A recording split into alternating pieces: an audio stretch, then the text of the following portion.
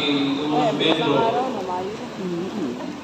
Makikita mo natin doon sa mga simula ng ating pag-aaral ay marami doon yung tinatawag ng sufferings, trials, testing ng ating pananampalataya, at nung huli, yung arm yourself. Aarmasan natin yung ating sarili para tayo makapagtagumpay dito sa laban natin dito sa lupa. At ngayon dito sa 1 Peter, yung huling mga verses sa chapter 1 Peter chapter 1 verse 5, dito na inilantad ni Pedro kung bakit tayo dumadanas ng mga suffering sa buhay. Saan ba nanggaling yung mga sufferings na yan? Bakit ba kakampal na yata ng mga Kristiyano yung mga sufferings sa buhay? Totoo po yan. At sabi nga ng ating Panginoon Jesus, ang lahat ng susunod sa akin ay mararanasan nyo kung ano yung naranasan ko. Yung lahat ng mga bagay na ginawa sa Panginoong Jesus, tayong mga tigasunod ni Kristo, mararanasan din po natin yun. Kaya po ang buhay ko ngayon ay parang ang saya-saya mo. At parang wala kang problema sa buhay, may problema ka. Ang problema mo, totoo ba nasa Panginoon ako ng isang Kristiyano? Kasama yung mga suffering na yan dahil meron na tayong enemy na talagang yun yung kanyang tunay na layunin. Yung ikaw ay ibagsak, ikaw ay sirain, ikaw ay tinatawag na puksain, at ilayo ka sa gawain ng Panginoon. Nakikita mo ngayon, di ba? Parang ayaw mo na maglingkod sa Diyos eh. No. Parang ayaw na natin mag-aluluwa, ayaw na natin mag-share, ayaw na natin sumunod sa ating mga pastor. Ako nga, sabi ko sa network ko, magalit man kayo sa akin, basta masabi ko yung totoo. Kung ayaw mo sumunod, bahala kayo. Testimony mo. Para masira yung testimony mo, ayaw ba mga Kristiyano, naku, bakit ganyan? Nagwawala, nalakaw. Di ba? Ako yun ang dating hirap na hirap ako mapagtagumpay. Maraming siyang mga alagad. Si Satan, hindi mo siya omnipresent, hindi rin siya omniscient. Di ba? Kung saan lang siya nandun lang siya. Pero marami ho siyang mga alagad. Na kapag nag-roar, di ba yung malayo, pag nag-roar yan, nagtatawag yan ng mga kampe. Ando na atake yung kanyang mga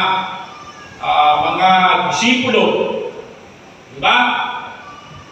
At minsan, hindi ka na kailangan, marami mo siyang mga alagad.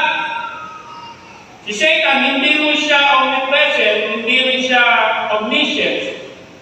Di ba? Kung saan lang siya nandun lang siya. Pero marami ho siyang mga alagad. Nakakain gagawin kang busy. Di ba? Yun na lang ang nagagawa niya.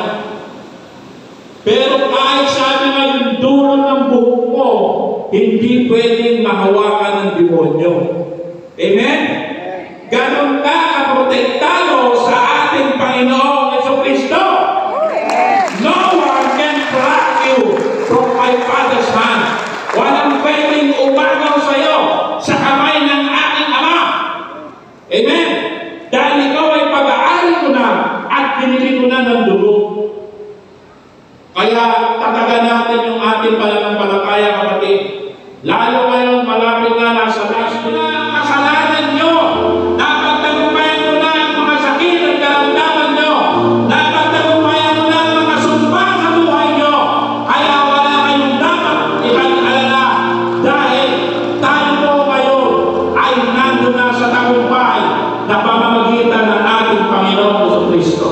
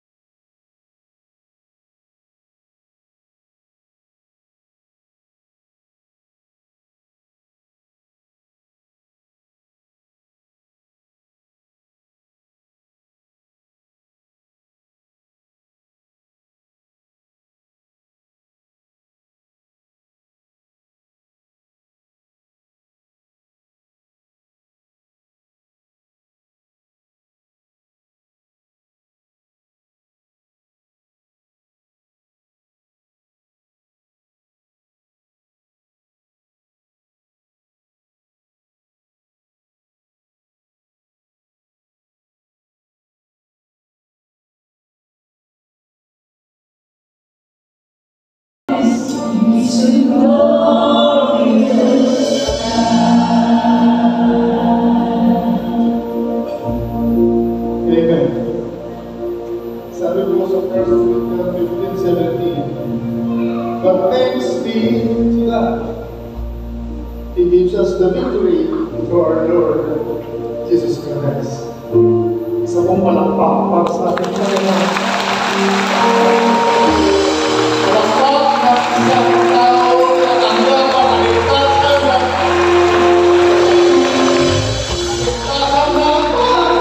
hindi ang makalumpayan laban sa kakalaki. Hallelujah. Sabi ni Jesus Christ in John 16:33, I have told you these things so that in me you may have peace. In this world you will have trouble. Take heart, I have overcome the world.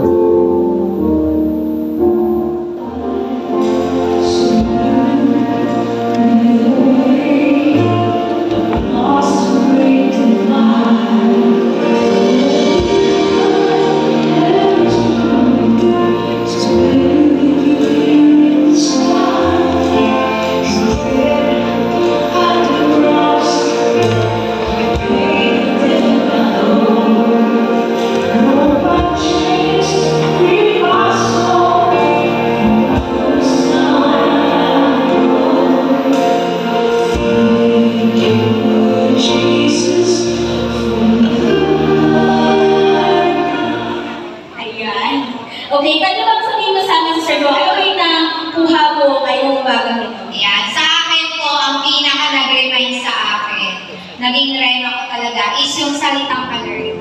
Dakilang Diyos, mapagpaling mo aming Ama. Salamat po sa pananampalatayang ibinigay po ninyo sa bawat isa sa amin upang mapalit ng aming ito po na may kagalakan sa aming mga puso. Na mga salating ito ay gagamitin para sa ikalalago ng aming bahay panambahan at sa iba pang pangangailangan for the advancement of your kingdom dito sa sanlibutan. You are our Jehovah Jireh. Patuloy po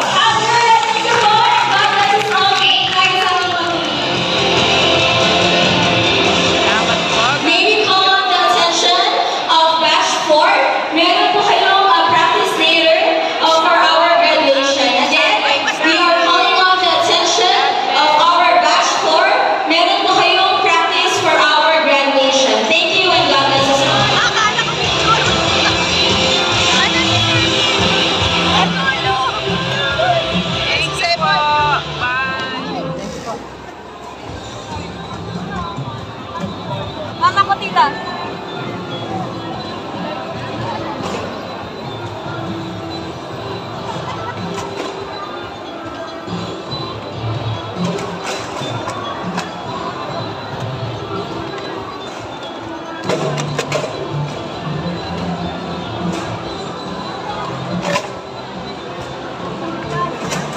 Tapos na po ang Sunday service. Ito ang aming tithes and offering. Thank you, Lord.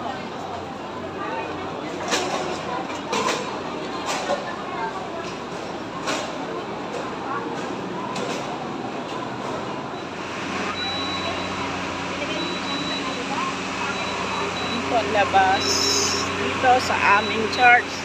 Dito po ito sa Wisdom Church, Malitlit, Santa Rosa, Laguna. Ayan po, ang dami po naming mga ano dito, mga members.